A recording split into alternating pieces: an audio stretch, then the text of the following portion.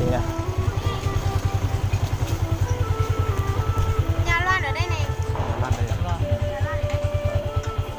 Từ mùa nó chấp đến mùa xe là lúc giòn đó này. Phát thấy mà. Thế là đó chị. Nó chế là. To.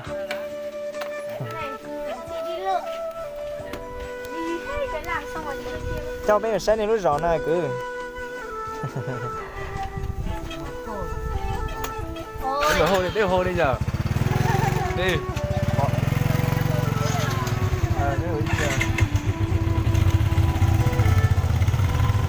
Đấy, biết mua xe nên đâu. Nên đâu.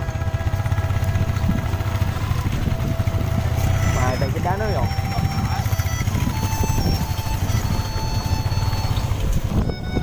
Chúng tôi cho chị ở điều nó về những cu.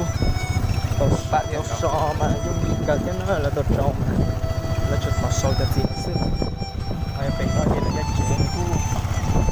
Chị rong lần nhé. Rồi nhó còn để là chị mua cái gì rồi rong nhé.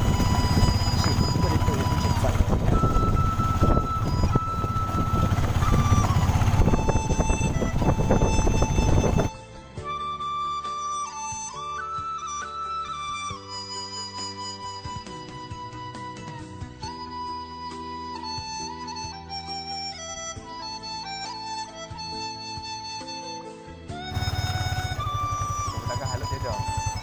Cái này nó rất là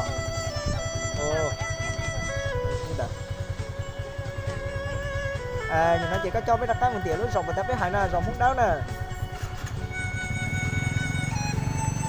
Đấy tụi con nó cho biết một đó.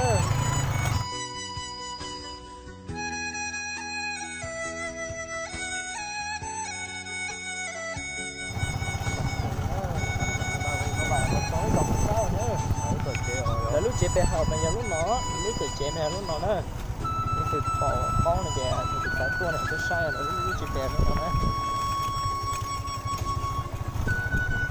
mà chuyện cái mấy chuyện to này tại chút xíu nữa Thôi nó cho dây sao là nhìn tỏi.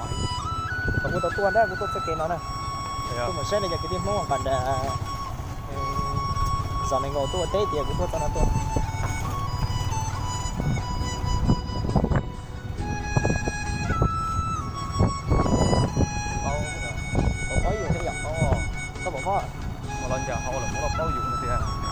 Kita pun sekolah deh, ya lah campur ni dah. Mana ya? Hai dah dah.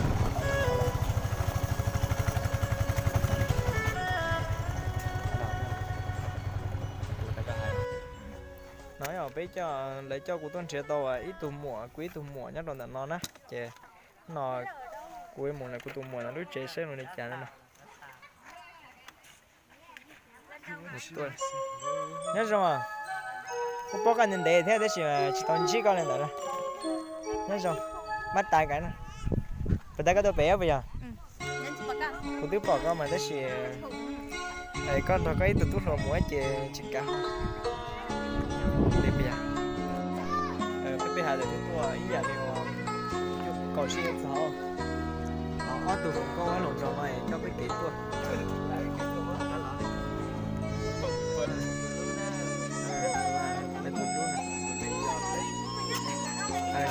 công nhất rồi con như sống hay người ta đó nó chưa cả có xài tao tiền này cứ chỉ cả lúc này nữa